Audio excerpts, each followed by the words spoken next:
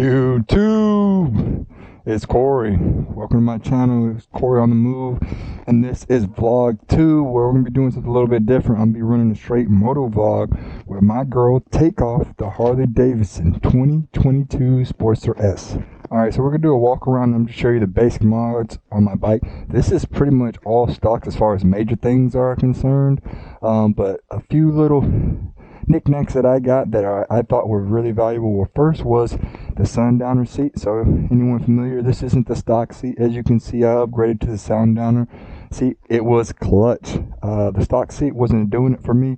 I'm not saying it was a major improvement, but it definitely did a lot for my bum. All right, new to the game, I just got this passenger sundowner seat as well. That's straight OEM from Harley Davidson. I'm not gonna lie to you, I copped the little mini sissy bar off of eBay. I can support anyone's weight or anything like that, but I haven't tested this out, man. I actually just got this for my wife, so we can hit these streets together in Italy. With that being said, keep rocking with the eBay. Got the eBay passenger mount kit. Hey man, I like it. The reason I even ran with the eBay one, because it also came stock with the pegs. Anyone that's gotten the actual Harley Davidson OEM passenger mount pegs knows that it doesn't come with that. And I also heard there's issues with grabbing the hardware. I've stood on it, haven't ridden it. Like I said, between that and the passenger mount, I have not tested it out, but I like the aesthetics of it. Another small mod, Kimimoto. You can kind of see it. Hopefully it's getting in the shot. 2-inch risers. I think it's 2 inches. But I'm going to tell you like this. If you get the passenger seat and you're not feeling too much upgrade, as soon as I rode with these risers, it made a big difference for my back and my butt. So I think that if you're going to go ahead and upgrade the seat, you're not finding any relief. I know there's a lot of options out there. I've heard about throwing the air gel pad on, etc. But risers plus a sundowner seat, whole different ride. Another mod would be the Harley Davidson OEM windshield.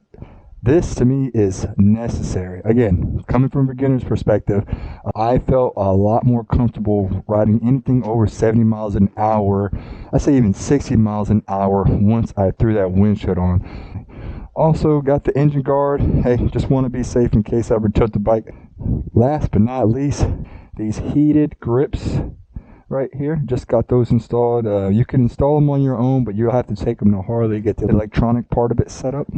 I rode yesterday in about 40 degrees, put it on maximum, loved it. In summary, I had to pick 3 mini mods that are necessary: the windshield, the sundowner seat, and the risers.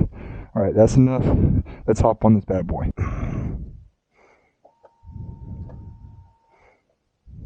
That part never gets old.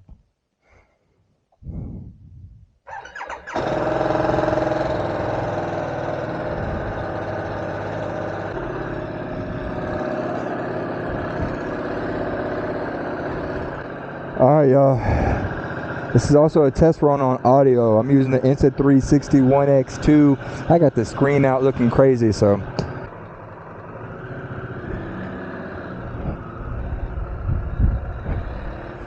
oh man, my wrist does hurt today.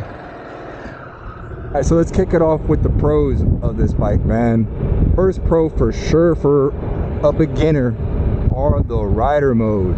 I started riding this bike in rain mode. I'd say I rode it for about 3 months straight.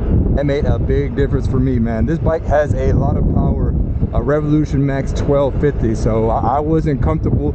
You know, I was in my PRC course running a 250. I don't remember the exact model, but even that scared me at first. From a beginner's perspective, the rider modes were clutch. I started off in rain mode, like I said, for about 3 months, upgraded to road mode for another 4 or 5, and then once I hit sport, whoo, it was a whole nother ride, man. From a beginner's perspective, those rider modes are clutch. It lets you kind of upgrade the bike through a progression.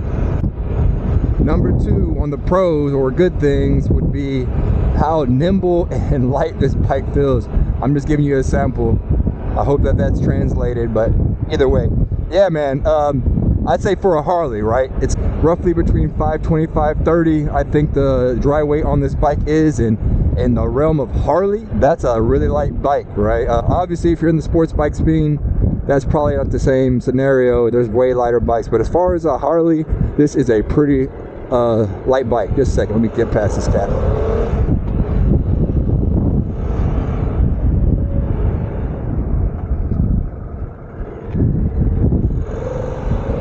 Yeah, so a light bike. Okay, why that's important as a beginner? Yo, slow maneuvering, cornering, etc. There's gonna be some times where you're not gonna feel comfortable with the entire bike, or how do I say? Anyway, I guess in short, there's times where I thought I was gonna drop the bike or felt like it was tilting in. It was light enough for me to kind of maneuver. So I think for a beginner, that's key, man. I mean, especially if you're into Harleys. I know some people kick it off running right into them big touring bikes, the Road Glides, Road Kings, all that jazz. We'll take a pause from Italy. I'm a beginner, so I gotta focus.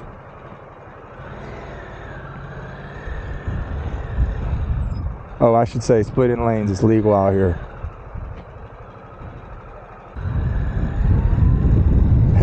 You wanna know why I bought a bike? This is exactly why.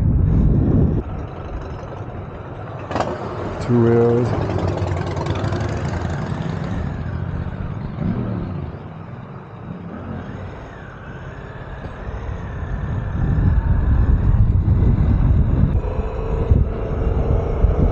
Ooh, them risers.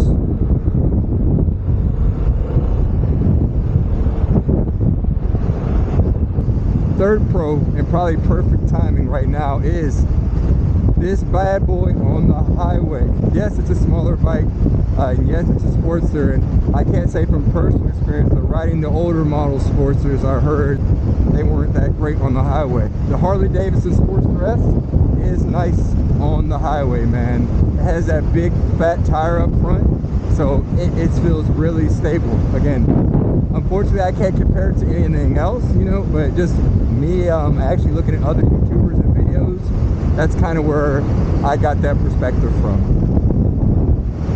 Number 4, safety. Hey, so this bike comes equipped with a lot of safety measures, I think, that are perfect for a beginner. So one, and I know it's a lot of bikes that have them now, but the ABS, or the anti-lock braking system, for me, from a beginner, when I was looking up grabbing a new bike versus a used, at least a lot of used bikes over here were older models did not have ABS.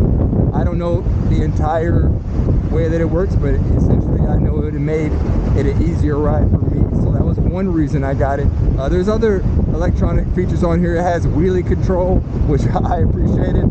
Not that I have anything against people doing wheelies, but I knew that wasn't going to be the realm of things I was trying to do on the bike. And you have the option to turn that stuff up, but again, for a beginner, I think that's great. And I guess to tie in for the safety with the electronics, you can go back into the route the rider mode. And last but not least, this bike has put the sport in Sportster. Hey man, the bike is quick, the bike is fast, it's a fun ride. The bike moves, man, it pulls. As you can probably see, I'm not really a fast rider, but what I like about the bike having that speed and that acceleration is when I'm in a sticky situation, I can get out of it. The torque is crazy. The 0 to 60, I'm not gonna pull it out here because I'm in Italian traffic, but there's other YouTube videos out there showcasing that ability. I wouldn't say that's great from a beginner's perspective, but again, the rider modes are kind of keeping you in check for that.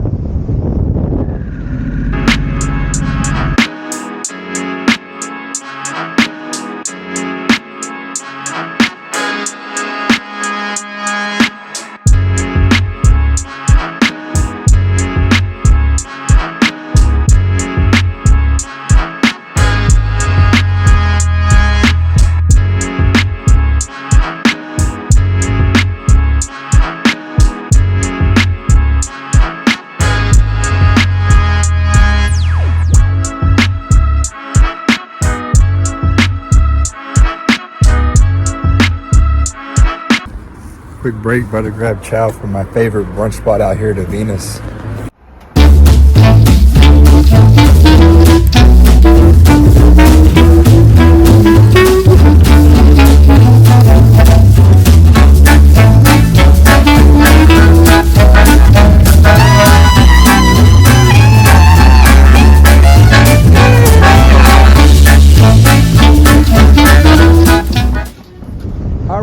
let's hit the cons or the bad things. So the bad things, hey man, this is a newer model bike, and I started off with issues right off the bat. I'm gonna just say it, my engine blew after 500 miles into riding it, right? I don't know the entire details. I dropped it off at a Harley Davidson out here in Italy, right? It's a US spec bike, but I'm living in Italy currently, so I took it to an Italian shop. I had to go back and forth with HD customer service. I will say it took a while, but once I got the new engine, haven't had any issues since then. But I bought the bike, you know, brand new, 500 miles, super excited, trying to learn how to ride and everything. And that kind of sucked to have it in the shop for 3 months waiting for a brand new engine for a new motorcycle. Con number 2, kind of a smaller one. When I was looking into the bike, you see I have my quad lock on here, but I was told with the electronic screen that there's GPS, and there is. It actually hooks up directly to the Harley Davidson app. So I was like super excited about that. I was like, I can just have my phone in my back pocket. Well, that app sucks, man. At least it did last year. I haven't tried it since, and I don't feel comfortable using it. Again, I've heard it's decent, but in comparison to Google Maps, it's kind of trash. And I was a little bit bummed because that was one of the selling points for me with grabbing this motorcycle. On number 3, and this one's pretty big actually, that 2-inch rear travel or rear suspension. Yo, I'm not gonna lie, it's rough at times. You hit a pothole, your back's gonna hurt. I would like to say I'm a pretty fit individual. An hour on this bad boy in a pothole or just even a uneven road, you're gonna feel it. What I will say is the ways I counter that was with throwing on the sundowner seat, and the other thing I did was the 2-inch risers. This is only my second ride with this risers, by the way, and I would tell you it is a different bike, man. I truly satisfied with the result right now. And last but not least is the aftermarket parts for the SportsterS S. Yeah, I don't know, maybe you guys can speak about this in the comments, because this is my first bike, but I just didn't feel like there was a good amount of stuff for the bike. With that being said, I mean, I don't, as much as I say I want aftermarket parts, this bike right out the box is amazing. I think it was designed for a specific purpose. I'm trying to kind of take it out of its element with a few small creature comforts, but yeah, anyway, it's been tough finding certain aftermarkets for the bike through Harley Davidson. I've had to resort to eBay, and that wasn't even by choice. I just didn't see some of the parts on the website. So in conclusion, would I still buy the SportsterS again? Absolutely. Do I think it's a great beginner bike? Absolutely.